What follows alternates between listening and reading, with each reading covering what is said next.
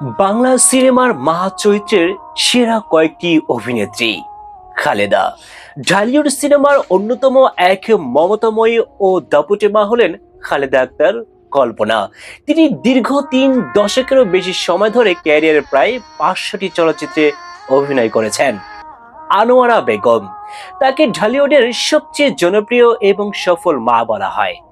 আনোয়ারা 6 শতাধিক সিনেমায় অভিনয় করেছেন এবং মা হিসেবে অসংখ্যবার পর্দায় হাজির হয়েছেন। পাশাপাশি সর্বাধিকবার জাতীয় চলচ্চিত্র পুরস্কারেও ভূষিত হয়েছেন। ডলি জহুর, বাংলা সিনেমা ও নাটকে মায়ের প্রতিমূর্তি হিসেবে বিবেচিত ডলি জহুর। শঙ্খনীল কারাগার সিনেমার তার অভিনয় আজও দর্শকদের মনে গেঁথে আছে। শর্মিলী আহমেদ 4 দশকেরও বেশি সময় ধরে মা ও দাদি অথবা নানী চরিত্রের অভিনয় করেছেন শর্মিলী আহমেদ। সবিজ অঙ্গনে তিনি সবার কাছে শর্মিলী মা নামেই পরিচিত ছিলেন।